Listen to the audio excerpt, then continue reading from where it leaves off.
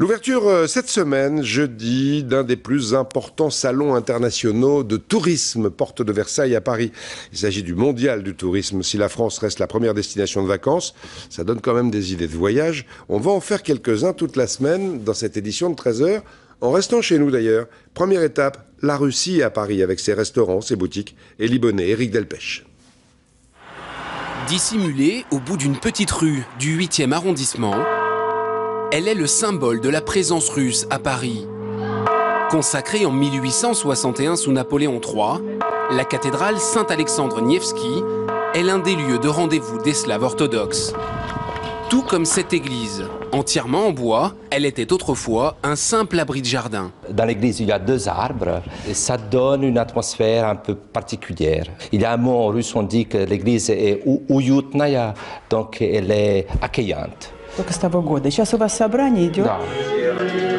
L'occasion d'échanger en langue maternelle des mots et de se transmettre des valeurs de génération en génération. Nos grands-pères nous apprenaient le respect du pays d'accueil. Voilà, on est grandi avec ça, en gardant nos traditions, notre religion.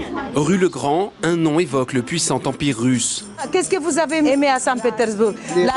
La cuisine ou les filles? Autour d'une douceur, ici, le temps semble s'être arrêté. Chaque jour, les refrains cosaques résonnent entre les murs.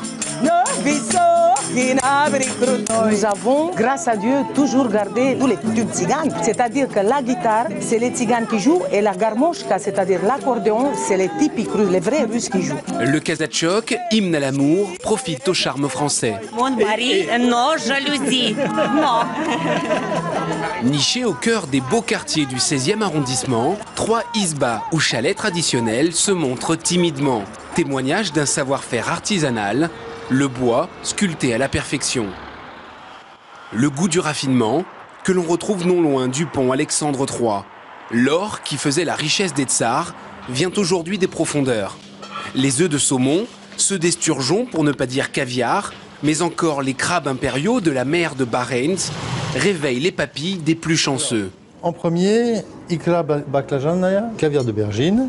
Le repas à la russe, c'est pas seulement le plat, la recette, mais aussi tout cet esprit dans lequel c'est fait. C'est l'abondance, la générosité. On a des gens autour de la table, donc il faut qu'on mette plein de choses sur la table.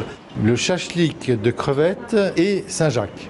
L'agneau yagouline, les péléménies de Sibérie. Quand le hasard rattrape l'histoire, rue Bonaparte, une armée d'authentiques poupées russes assiège la capitale. La matrioshka représente la famille dans laquelle la mère, la femme, y a toute sa place. Enfin, que serait Paris sans ses cabarets? À 2 pas de la Tour Eiffel, c'est un aller simple pour Moscou. Des artistes hors pair et une convivialité à la russe.